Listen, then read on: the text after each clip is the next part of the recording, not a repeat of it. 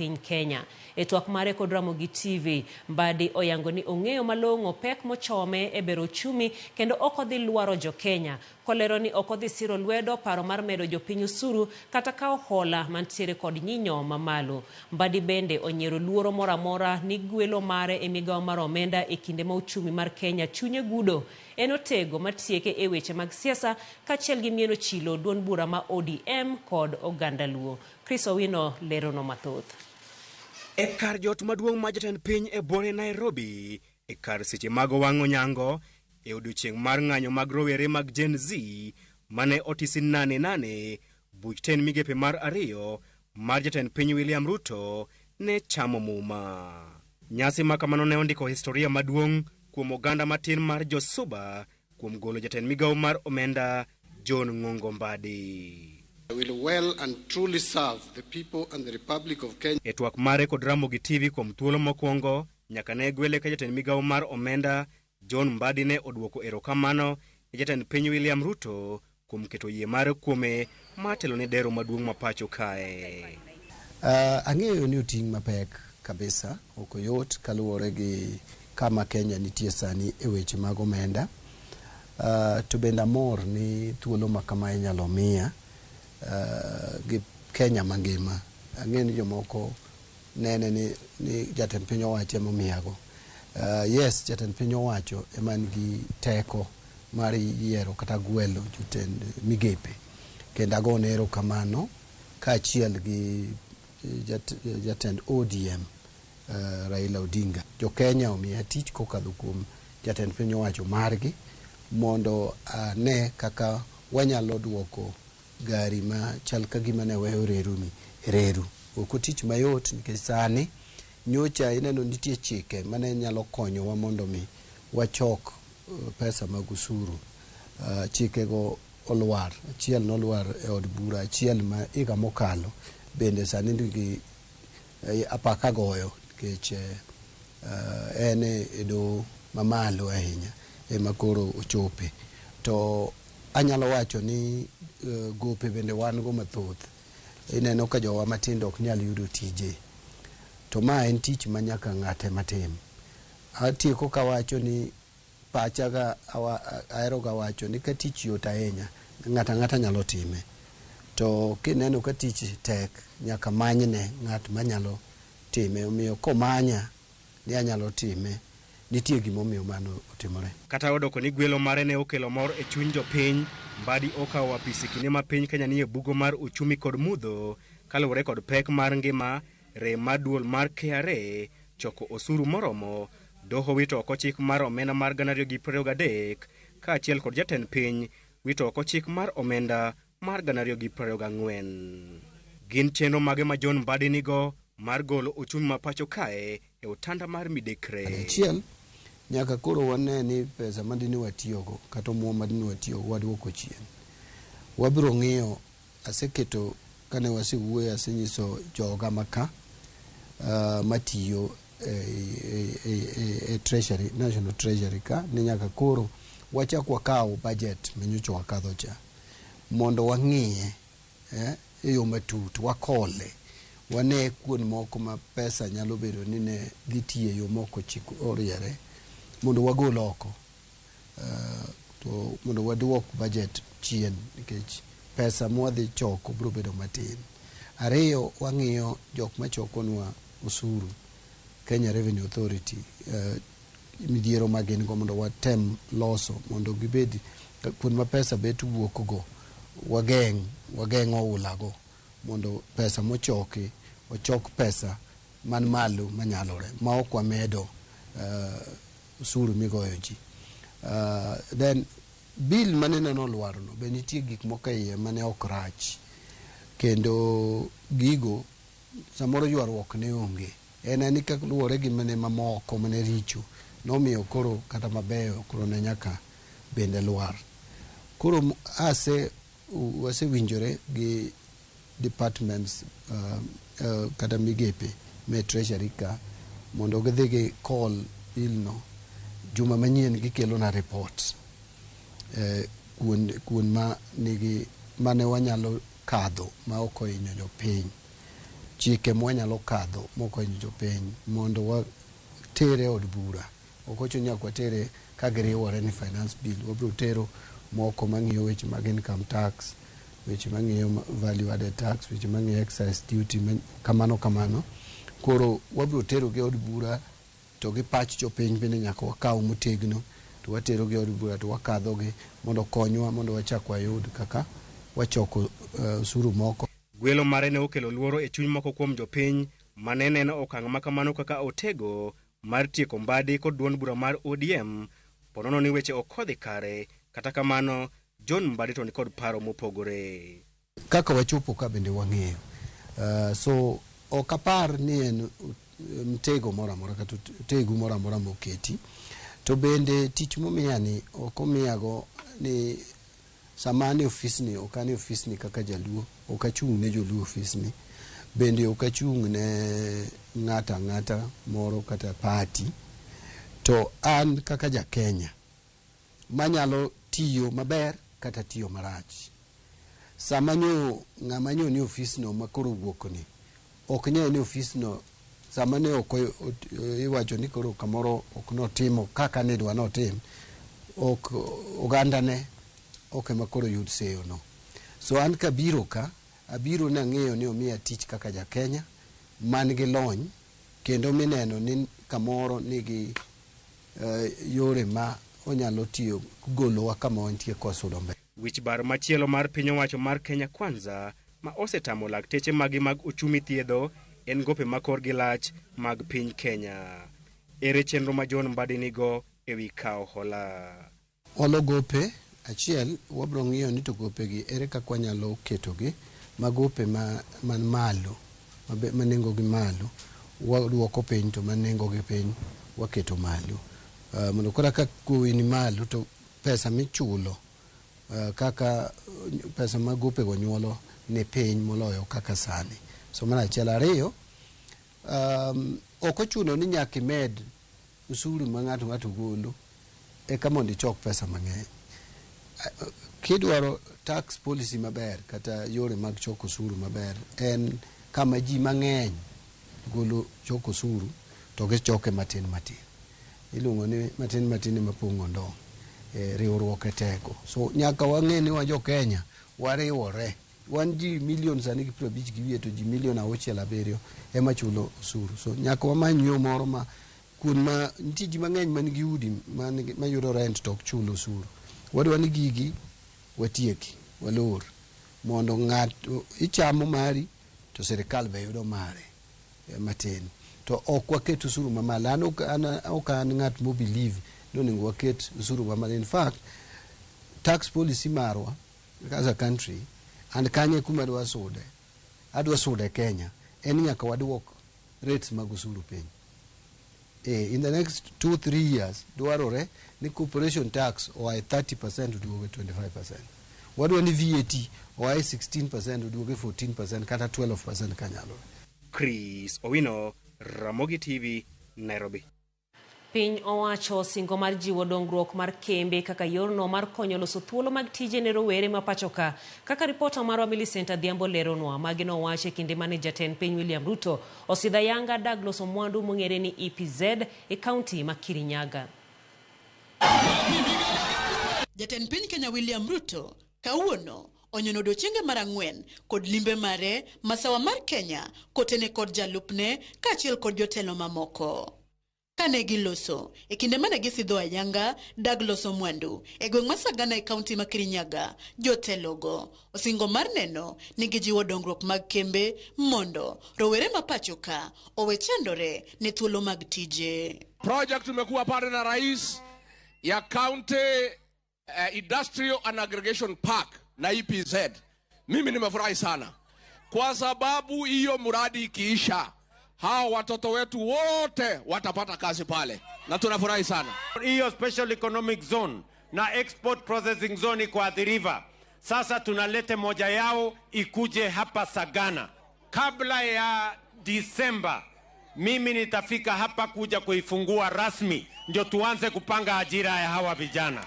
Ruto bende osingo mar tiyo kanyakla kod bengi mar Africa Development e chwalo omenda mar jiwo pith rech e alworano. Nyinyi ndio mna supply sehemu kubwa ya Kenya na ile fingerlings ya mambo ya samaki Kenya mzima, lakini haijapatikana mpango mzuri. Leo mimi nimefika hapa kuwaambia hivi, serikali ya Kenya sasa tutapanga na Africa Development Bank tuwapatie pesa ya kutosha. Ile fingerlings mnazalisha hapa 1,000,000 tunataka kufikia mwaka ujao. Jatend piny bende oyango ni sirikal omedo omenda mag siro somo e mbalariany nyaka siling bilion 52 mondo jopuonjre duto nyaka mawuok e anyuola mochando oyud thuolo mag somo. Tumeongeza pesa ya watoto wetu wa university. Tumeweka bilioni 52 kwa Higher Education Loans Board. Ile karatasi mzazi akipata hata kama ni ya shilingi 1,300, mimi nataka nimwambie mzazi, hiyo 1,300 sio ya wewe kulipa, italipwa 90% na serikali ya Kenya, kwa sababu tunataka kila mtoto wa Kenya, hasa wale wa kutoka jamii wa chini, pia wapate nafasi ya kusoma katika university. E kinde no bende jatend migao manyien mochung'ne mwandu manie bwo lowo alias Joho kod mochung'ne ohala Salim Mvurya ma bende ne owuotho kod jatend piny Kenya kawuono ne otiyo kod thuolono mar singo chopo kare chenro mag dongruok ma owinjore gi chwal ne jopiny. Mimi nimekuja hapa, nimeangalia mradi wa ufugaji wa samaki. Amenambia baada ya miezi 2 nataka aje aone umekamilika. Na mimi hapa nihakikishe mradi wa samaki umefanya nini? Ndio vijana wapate nini? Ajira. Si namna hiyo? Agizo ya kwanza ni kuhakikisha ile kiwanda ya pale Sagana itafanya kazi. Agizo ya pili ni kuhakikisha EPZ itafanya kazi na kuajiri vijana zaidi ya 3,000 wakati mjengo unaendelea. Wale wakulima wa tomato, wakulima wa makadamia, tutakuja fanya mkutano tuwapange vizuri ili mjipange na biashara ya EPZ. Magi biro ndalo ariyo kende tok jotend migepe 19 manyien chamo muma mar chako tich. Millicent Adhiambo, Ramogi TV. Jatend migao matudok Margaret Nyambura nodonjo apise tok chamo muma kendo romo kod jotich mantiere apise no e boma ma Nairobi. Owacho ni romo no mokwongo en mar ng'eruok kosingo mar tiyo kodgi kanyakla mar chwalo lek mar dongruok sekta matudok pacho kae. Nyambura yango mar dhi mbele kod nywako pachgi kanyakla kod tiyo kod migepe mamoko e chwalo chenro mag piny owacho. Director of Administrative Services is Professor Amasi, Acting Principal, Kenya Advanced. MCS, PSS, my name is Joseph Njoroge, Assistant Director. Thank you very much. Director HR, ICT and Digital Economy. Thank you. Good afternoon. Mine is to thank you for the warm welcome and to say I look forward. I know I've interacted with some of you in various capacities. We are keen to learn, to understand where we are as a ministry. I've been involved in a few of the projects, particularly coming up with the master plan and the policy.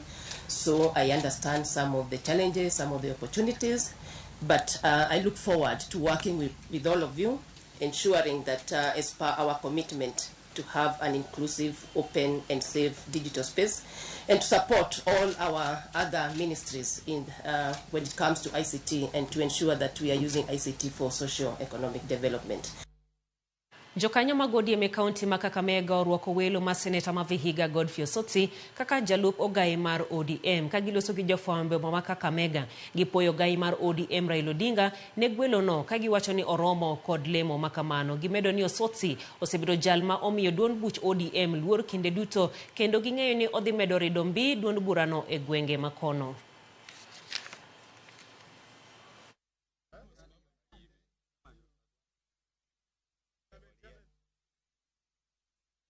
Yes. Tumeona uteuzi kutoka kwa NEC kwa chama cha ODM na tunashukuru sana kama Western Province. Tumeona kijana wetu Godfrey Osotsi ameshanyakua hapo kiti ya deputy party leader. Na huyo kijana loyalty. Na ni kijana amefanya kazi mzuri kwa chama. Ukienda Vihiga amefungua ofisi, mingi, imeandika vijana na alideliver. Tuko na wabunge kadhaa na MCAs. So ukimpatia hiyo kiti, niko na imani Western hatakuwa na shida sana. Ile position ya Mbadi ya bunge, tunaomba chama cha ODM kirudishie sasa vijana. Na youth president wetu Getora, tunaomba chama impatie kazi ili endelee kufanya chama cha ODM kazi. Tuwaunge mkono wale ambao wameteuliwa, kwa sababu vile tunajua hakuna ile kitu tunaita gap in leadership. Kwa hivyo hawa kuna sababu muhimu ama kitu ambacho chama imeona ikaweka pale. Kwa hivyo wale ambao wanatarajia kwamba pengine ati chama cha ODM kitaenda chini, nataka niseme sasa huu ni msisimuko mpya. Don bura mar katari urok mar Kenya Kwanza otiko higini ariyo nyaka ne okaw telo mano higano magana ariyo prariyo kod ariyo.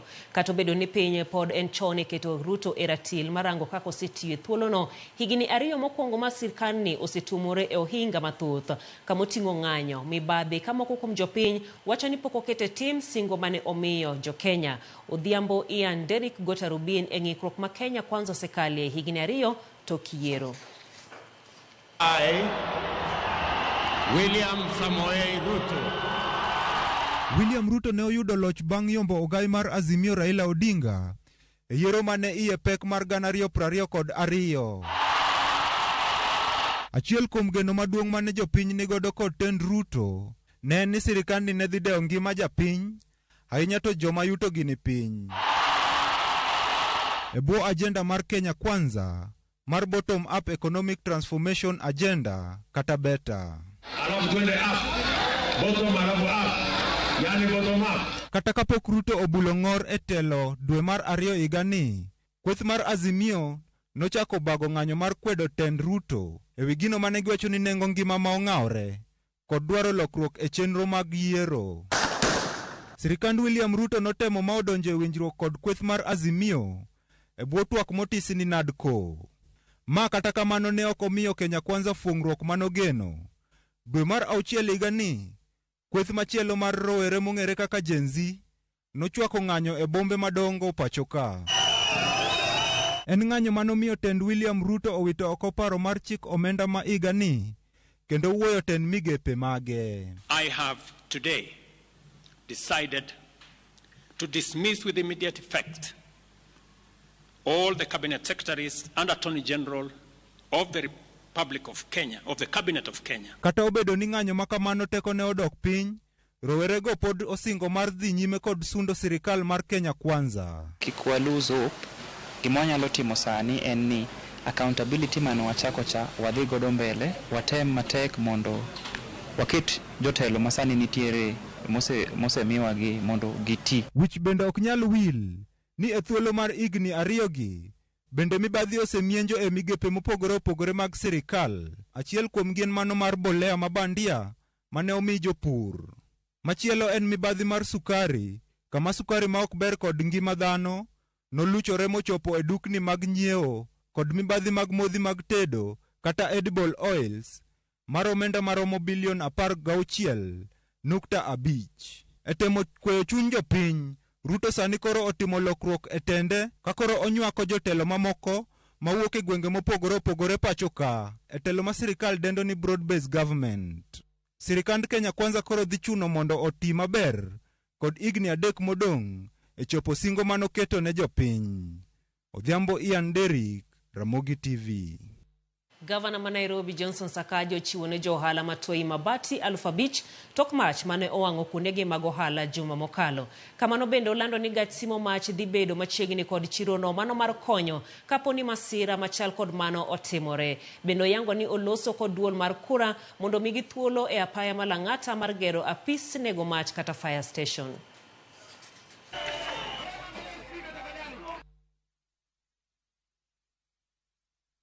Najua kuna ile pesa huwa mnalipishwa.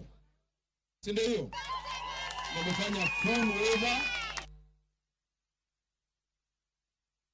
Nimeamrisha kuanzia leo ukienda DC utapata gari ya moto iko hapo. Na hiyo gari si ati tunatarajia moto ingine. Lakini kukiwa na moto isitoke mbali. Tunaongea na kura ile ilikuwa site ya kutengeneza barabara ya Lang'ata Link. Hapo tutengeneze fire station. Benjamin, hii soko ni watu wa Nairobi. Wale wamepatia kandarasi ya kuchunga, wamalize kandarasi yao. Take charge. Take charge. Hapa watu wa uniform, wale ambao wamevaa uniform ya city county, waje wachunge. Ni sawa? Ene sigana no mabende korotero wa yoyo mokonge cheno ni mano mar oimuresa degi dakika prariero kamana hinya mano kanyero Eric Nyumba Woodboy wachani neno ka Star Annex mano kanyero Kisumu Ogango Felix Nyamalo mano Wodi Nyamalo Ramogi TV neno maler kabisa kwa antiere Sindo Dala Oluoch John from Kanyidoto Mariwa wachani neno Ramogi TV Mol Mayoma wachani Ikuyo kod osiepe kod familia mar Kivuti watimo mosa Boaz kawuok Maberiat iwacho ni jotendwa to okbera kiana ngoma gitimo min pilot mar Ndhiwa amosi kanyo gi mor Ramogi TV iwacho ni okbaya neno kinde dutero kamana hinya mano kanyero mena pilot wa mor kod ote mari Levis woda game Sumbi Ramogi ler kendo intere gi iwacho ni ukelo lendo e yono ero makare Brian Pinky ka intere Sibuoche Kanyamkago iwede iwacho ni wito sepni Oyugi Philip Nyasayo ke chunye kamokwe watimo mos Harrison Osweko wuoko kana wacho ni count me in abende aluo weche manyien mag Ramogi TV odhi yweyo ka waduogo to kod chenro marwa mar mine wacho kikede mabor.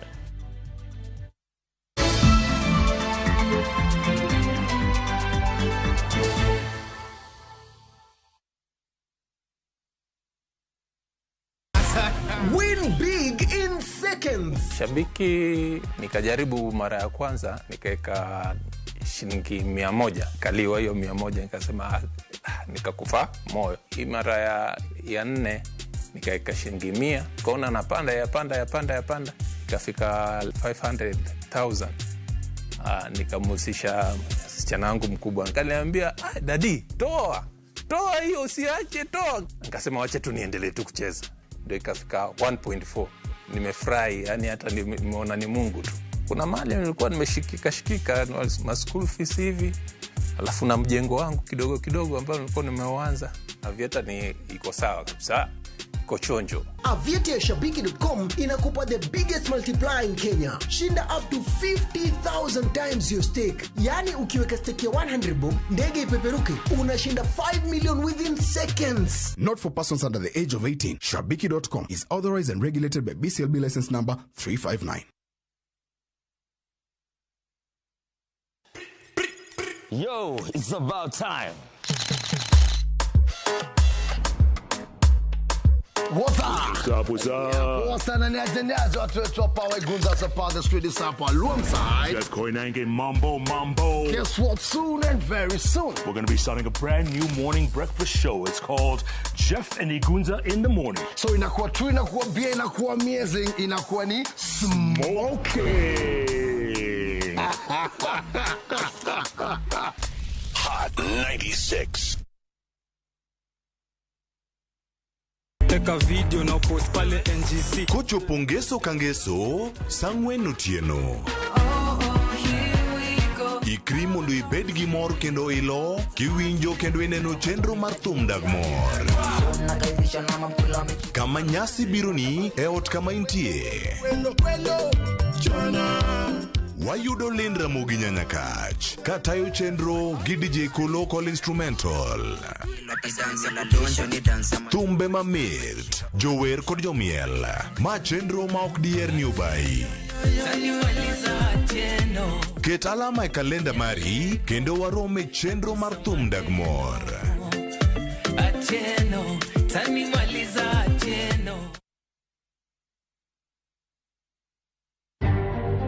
Bende isebedo gi siso mar ng'eyo gigo matimore aluorani. Sama gari ofundoro ji mang'eny koyudo hinyruok to kata insurance temo hepo. Obed chenro mag sirkal, obed masira mayudo ji kar tich. In safety mari, ni kanyo. Nonro mamulo ratichi. Somo kende oken kamoro mibro wacho ni ng'at mosomo ni dongere wacho ni ng'ani dhi succeed in life. Wuok tich ka wuok tich. Iro curriculum design uchinj e chenro mar rameny piny sa 1:30 otieno. Wan oganda lunya ka koro waneni to be wanyalo bedo gi kembni. Nise oganda jo Kenya gimonjo be ni giwinjo kuomi. Ka ikelo ni gi Lydia Okeyo. Akoro ngajo ng'ato ak mar rameny piny. Chik by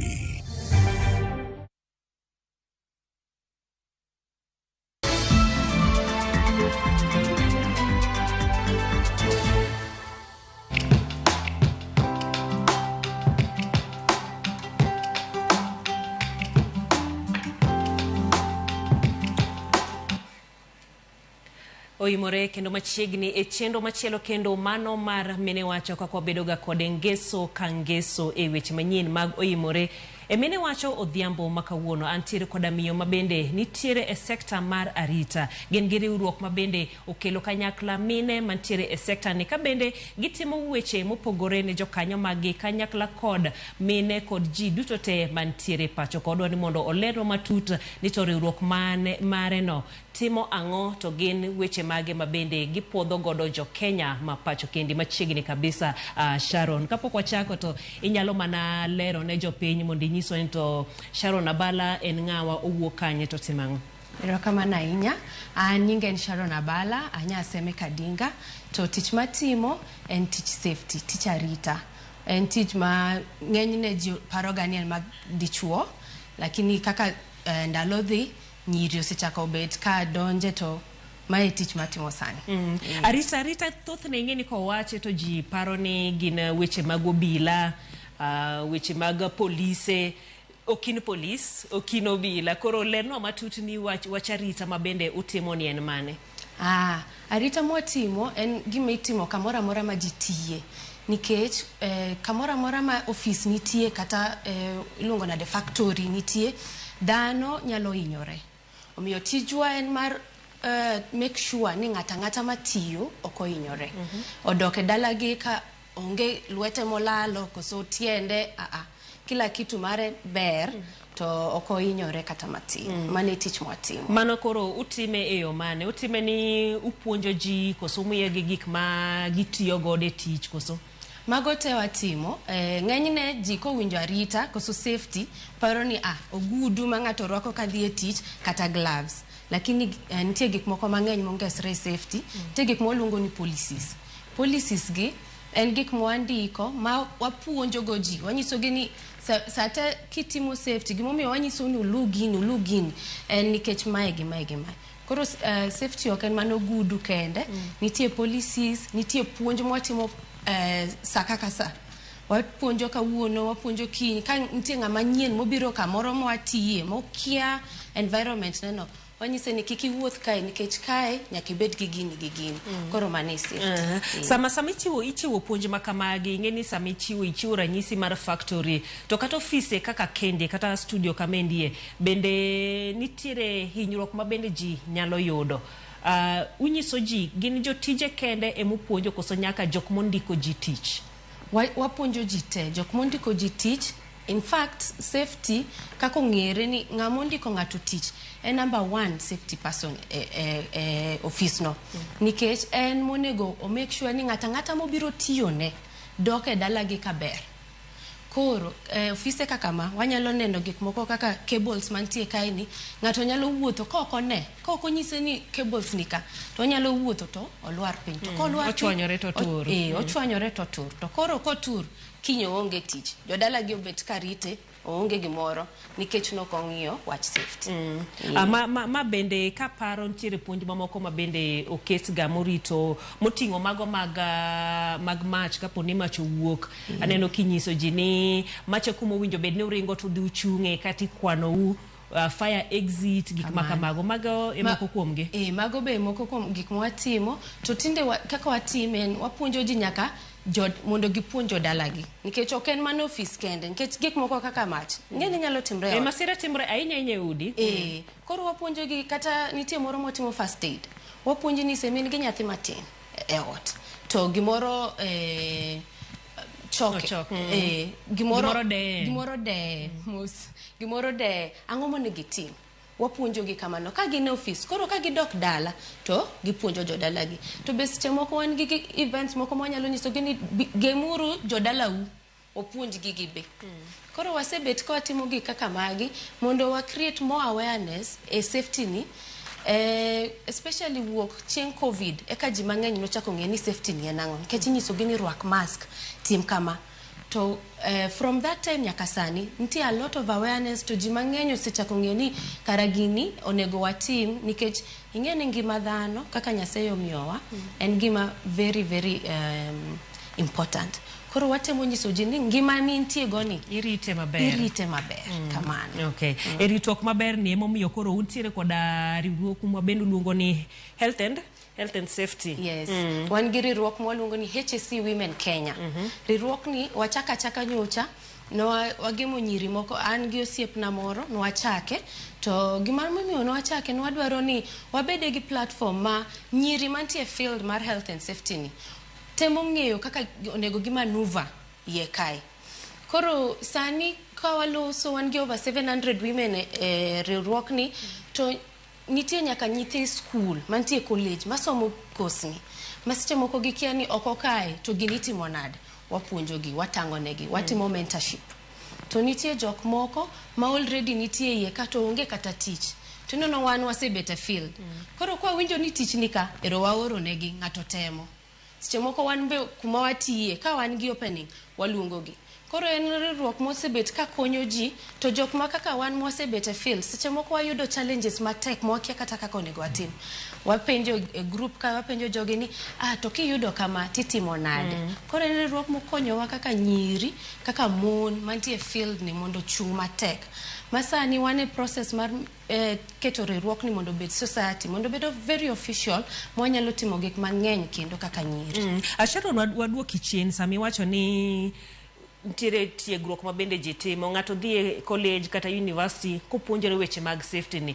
sama i apply nikech wang'eni ntiere jopuonjre mwinjo bed ni donje colleges kata university machiegni sama i apply ni course ni apply ni course miluongo nang'o ng'enyne environmental science kitimo environmental science nikech health safety HSC manisha ni health safety environment kar environment kae emi yudo wach safety gini gigite koro ka ng'ato dwaro kaw course ma wantie ni ondiko health and safety o kaw environmental side environmental science. Yes.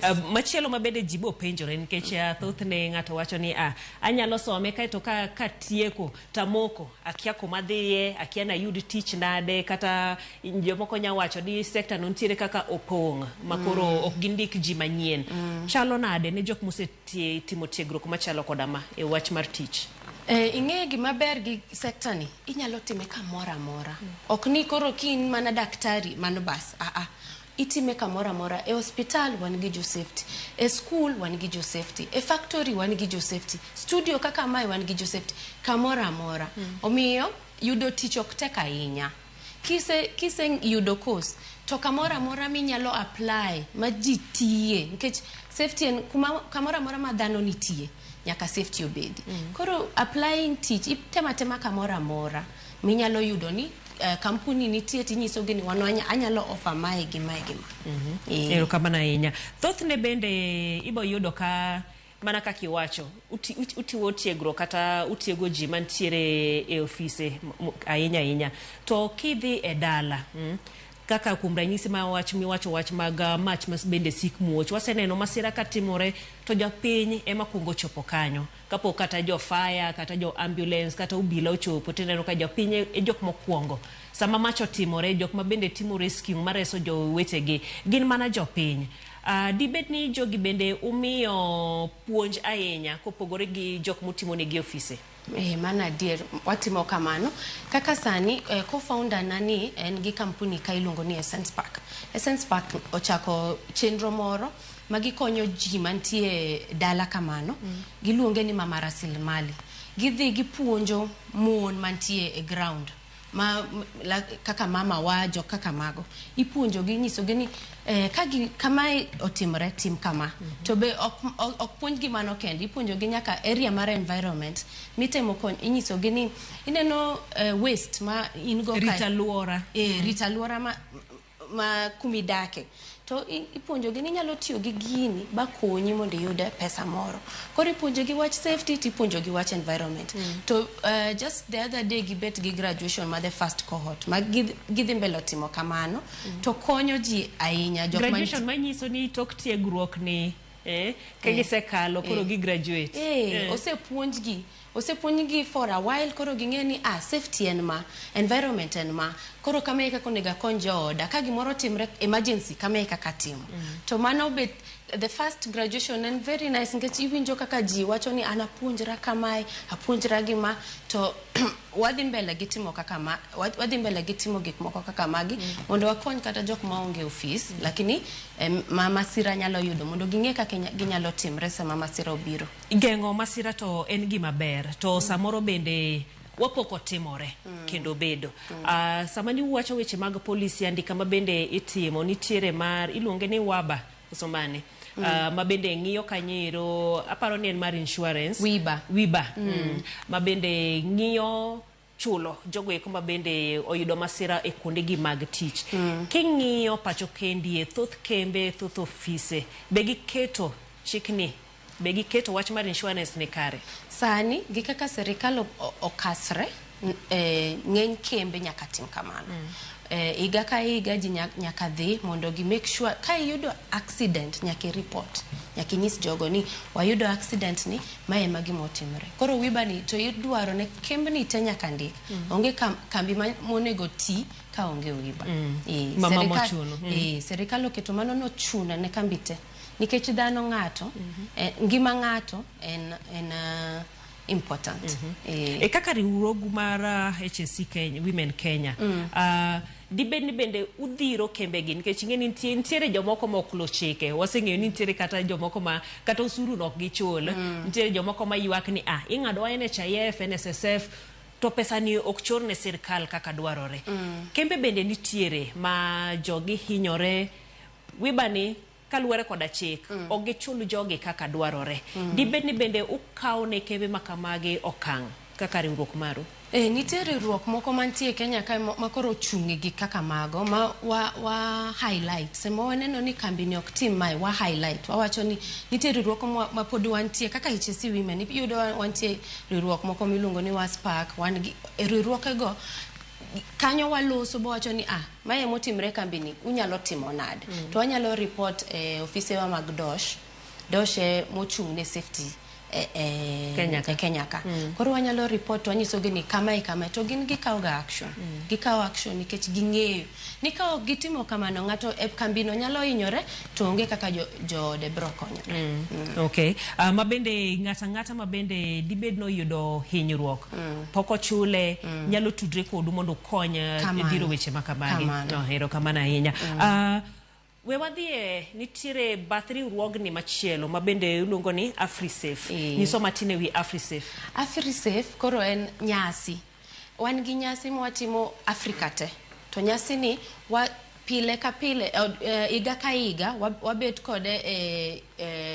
different countries inyalo yudo kaka iga ni edhi bet Zambia iga moro chane ntie Nigeria ntie iga moro mobro biro Kenya to nyasi ni en mar puoyo jok mosebet katimo maber e safety wapuoyo kembni wapuoyo ji wapuoyo kaka Kenya ka nitie kambi mar Kenya Airways mosebet mochung motegno gi AfriSafe ni ma last year ne gitero nyaka ji nikech mondo gitang' ne piny ni one safety e number 1 irwa koro girito jotijegi girito jotijegi to wang'iyo mondo mi opuoyi ntie gik monego isebet kisetimo kumidake koso kar tich to mage gik mibrongi timi puoch mi trophy kikadho gin gik moko kaka mage for example ka in environment ni ikonyo ji mondo ngi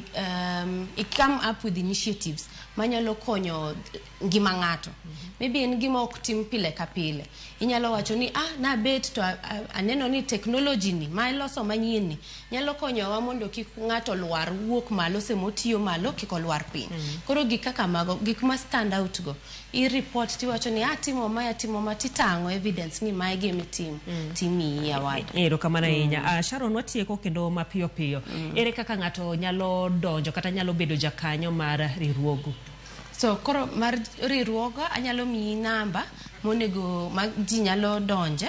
Sani wan mana gi WhatsApp group ma nigi almost over 700 women. To very soon wadhi bet society. To ko bet society koro wabro bet gi chenro mar donjo. But for now one open to all students, jok matiyo muinete, one open to all man tie field ni koso dwa puonjre mang'eny wi safety. Okay. Inyalo mana ng'iyo kamera no kaito iwach godo namba no mondo gikawe. Aya, where some ni namba no en 0798345330. Inyanuoe 0798345330. 330. Aparo ni ibede yudo namba no kapo ni dwaro riurigi riwruogno ero mar HSC Women Kenya to namba ero ni kanyero mabende isechiwo. Wach ni mogika watieko. To mar AfriSafe kidwa participate nikech warwako jitenya ka Kenya countries mora kidwa participate idhi www.afrisafe.org. To inyalo yudo kaka inyalo bet part of it, inyalo yudo award ni mondo itang ne piny ni ibe safety ikete chung. Ikawe gima karero kama na wach ni mogik. Wach na mogik en niya riwruok ni mwatimoni ok en mana gima wanyalo wacho ni ochung ne mon kende kata jok moko ma dichuo chuo be warwako gite warwako gi mondo gimi mine support kin gi nyari nyise ni mae be en tich ma inyalo tim gi nyiri to nikech safety kaka ineno ng'ama dhako kaka ng'iyo ngima seche moko pogri gi kaka dichuo ng'iyo to koro ka wakawe ni to inyalo neno ni sani kaka as a country Kenya wanyalo improve our safety awareness to the level mwachopo kata pinje maoko. Hero kama na inya Sharon Abala mano mara HSC Women Kenya mabende waluwe weche mag arita ikembe arita dala kaka inyalo jiwo arita aluora mari kamora moro mitiyo ken man office kende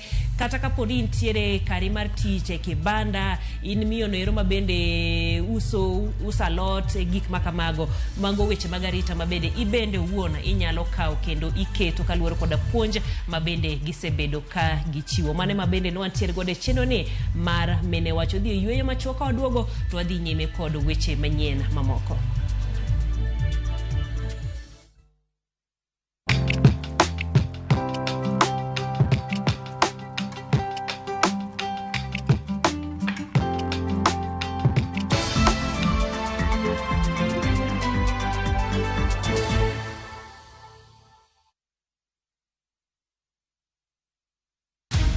Many have been lured into jobs abroad, only to end up in perpetual suffering. I met this girl by the roadside.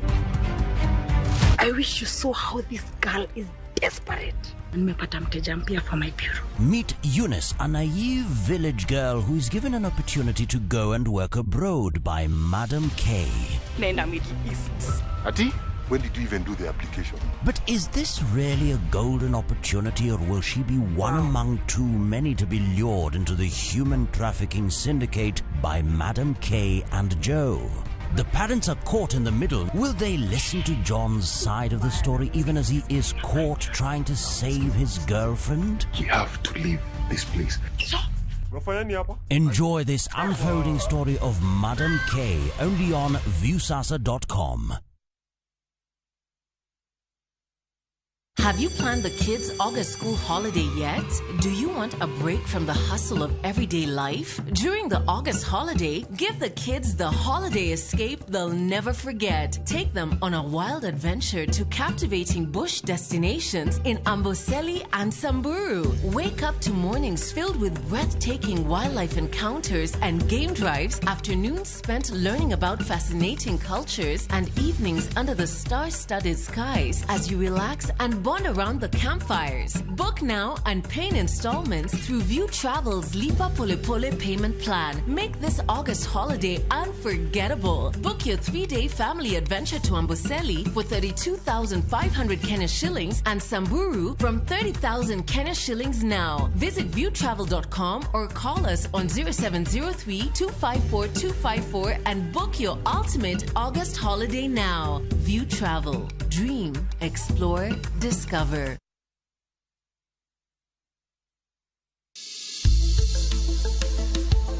Ngimawa en gima duong' moloyo. Onego bed ni wang'eyo kaka wadak, korka chiemo, exercise, nindo maber. Wakelo ni achiel kachiel lakteche man gi lony mar arieya e weche ngima dhano. Kik wa discriminate ne joma nigi ndulume to tikwa pandgi. Ng'eyo en teko. To kodok korka ngima mar del, bedo gi ng'eyo nyalo kelo lokruok maduong'. Wacho ni kendo Ruth pile ni e penj laktar kaindi chiemo watiyo godo mondo wageng' tuoche. Wabiro wuoyo gi ji e yo mabiro mulo chunyi kendo miyo pachi yawre. Obwongo gi del gin ga gigo motimre nade moriwore. Koro gimipidho obwongo mari luwore gi gino mipidho dendi. Riwri kod Ruth Otieno e penj laktar. Wuok tich nyaka tich abich saa 12 odhiambo mane Ramogi TV. Penj laktar. Ngima en mwandu.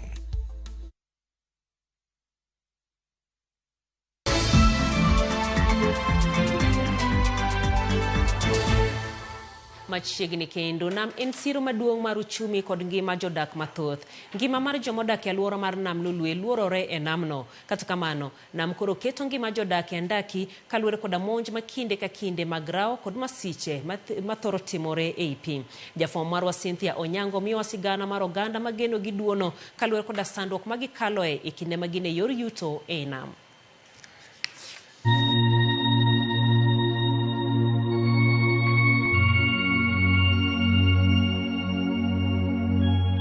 Dhowath Mabau, achiel kuom dhowedhe ma okiewo koda sat kaachiel kod othany e kar chung' od bura Maseme.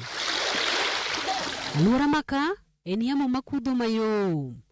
Yore ohala dhi nyime kendo jolupo odich gi yore gi mag lupo. Ka isudo machiegni to ineno nyithindo malenda wang' gi nyiso mor kendo mit mar tugo kod pi moro gi ahinya.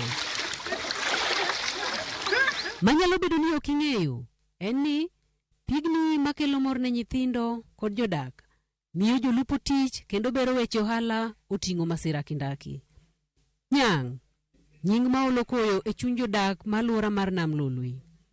Rose Odhiambo nolalo wuode ma jaklas 11 e pi kendo leronwa kaka ne otimore. Aluwa sat adhi nyaka dala, ne en chieng' Jumapil. Koro ariyora gi rech ni mondo amo adwa dhi lemo. Wan gi lemo mar oriwa. Jaduong' kona ni anto watele lemo takoni ahito tel anawe ka nyithindo gi osea sande mondo ng'ina rech ni mondo awuog adhi e lemo.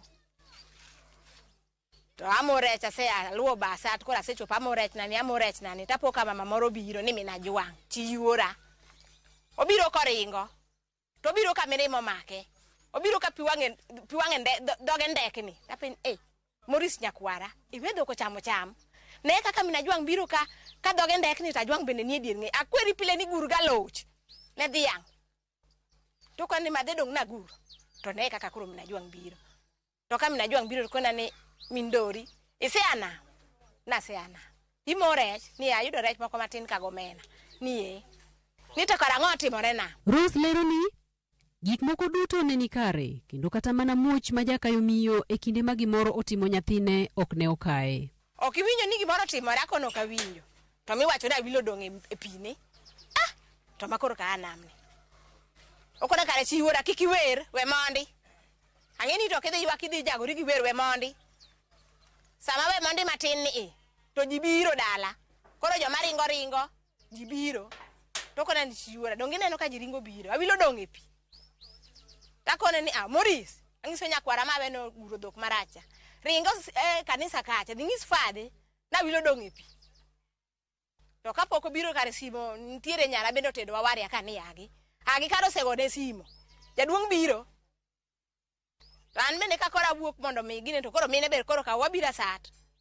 Kwachopa sat wayudo no dong' e pi adier. Mirima mar wito wuode umone kata mana leronwa sigana ni maler. Adier puonjo nyathi kosechopo form 3 ma koro dhi timo form 4 kor kodong' e pi. Iyae gi badi maonge gimimako kata chiel. Iyae gi badi gi lolilo.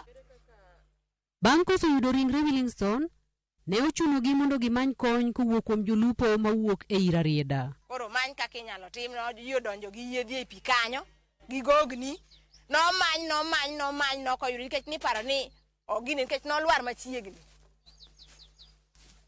Koro ne ji paro ni nyalo gar sechego mondo mi oyude. No gar no ok oyude. Bas ka nosebedo ko wach na wili pod ni machiegni. Mondo dhi Uyoma, mondo many pesa piyo piyo siling 7,000. No manya 7,000 no koriwore gi jobich mag Asat kacha. Makanyendo jakom Masat notimo matek many mojomanyo moyude 7,000. No dhi jo Uyoma go iluongo gi ni jotandang.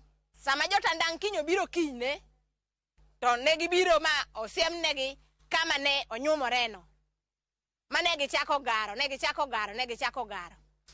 En oyude bang' ndalo 2. Nokele nopiele wantie gimochari was kanyo kama ipiele ga joge wa Asat kanyo. To Willingstone ne okelo lit. Rem kachiel kod midhiero modhuro e ngima min-gi mane ogene mana kaka wuoyi achiel kende e kind nyiri. Ngimana osebedo marach.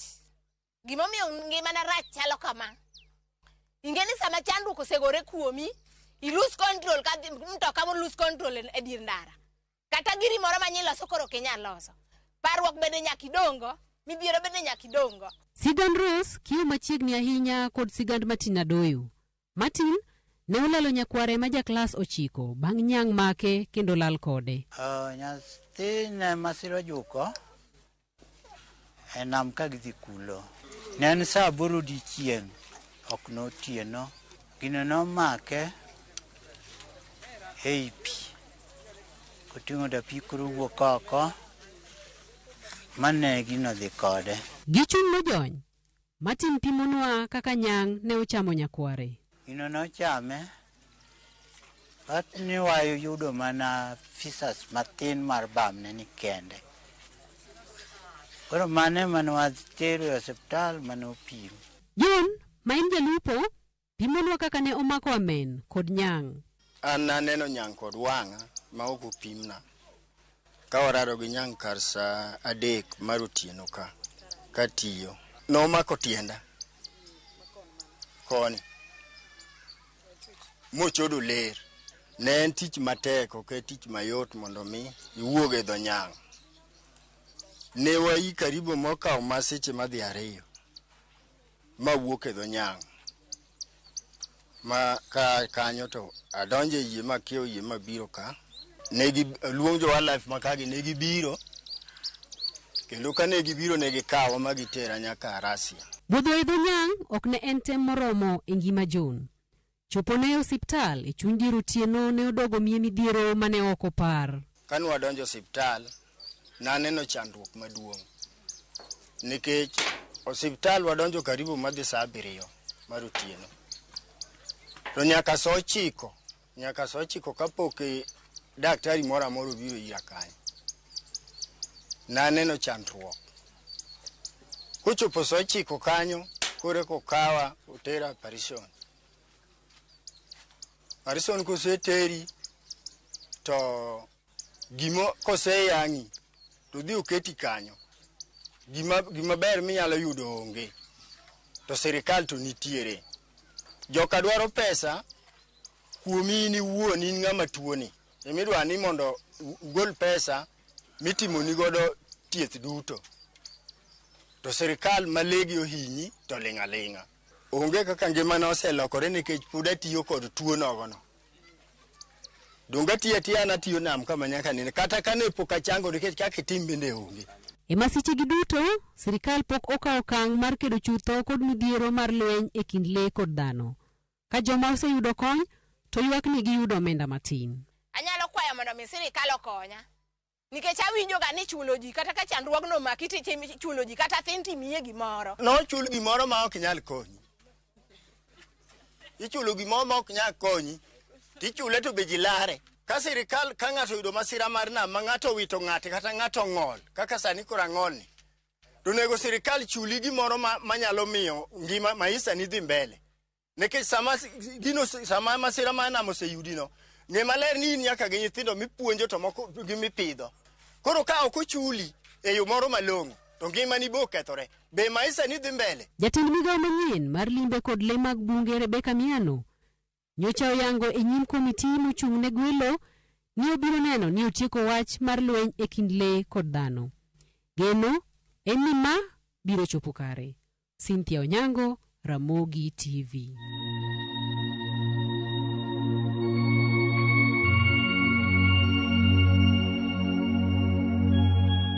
Kamana Cynthia Onyango kuom sigana machalo koda manyo jolony e weche mag thieth kod riwruoge mamoko mok mag piny owacho mabende osebedo okang' manyime mar kedo koda landruok mag kute mag ayaki dwaro mondo piny owacho keto okenge makare mar neno ni oganda obedo koda yot e yudo yedhe mageng'o landruok mag kutego mong'ere kaka PrEP. Jojuma nigi ler mathoth. Bang' riwruogno mar Federal Drug Administration puodho yadhno ma imuonyo ma ong'ere kaka pre-exposure prophylactic kata PrEP e geng'o landruok mag kutego mag ayaki e piny mangima. E higa mar 2012, piny Kenya en achiel kuom pinje mokwongo e Afrika mane ochako tiyo kod PrEP kaka achiel kuom yorego mag geng'o landruok mag kutego mag ayaki e higa mar 2017.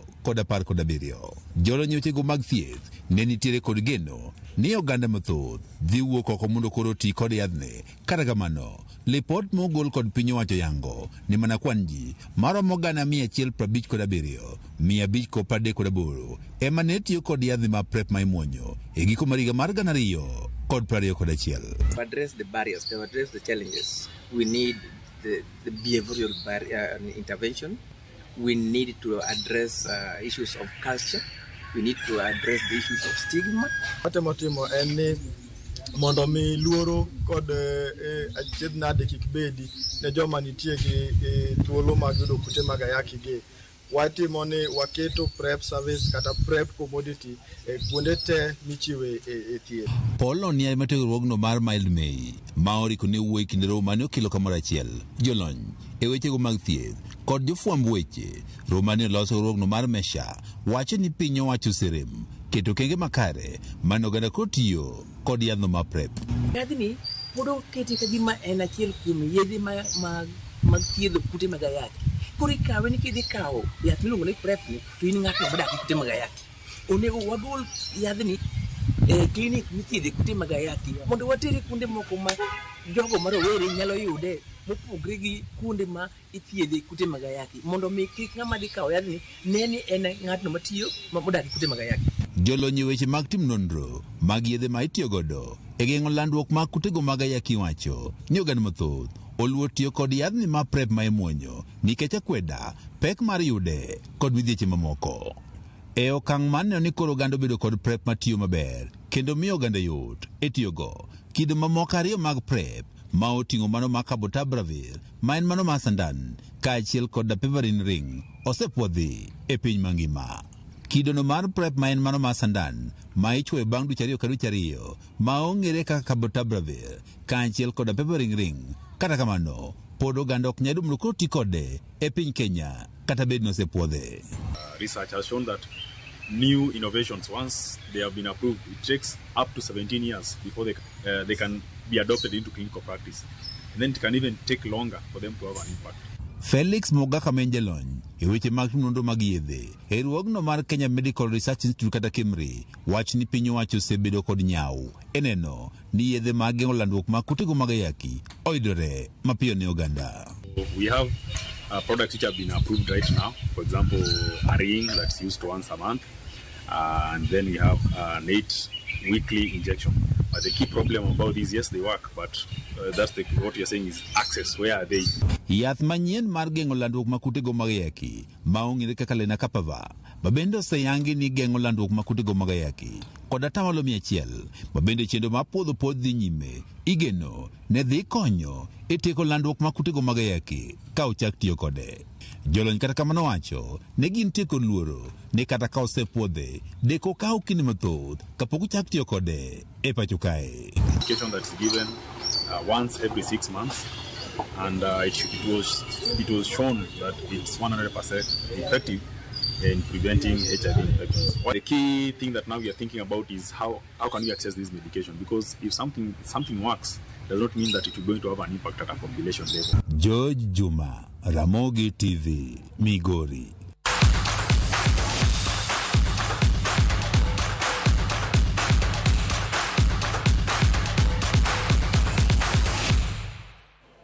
Machiegni e paw tuke kuma bende Faith Kipyegon oloyo midila mar gold mano kanyere ng'we mag mita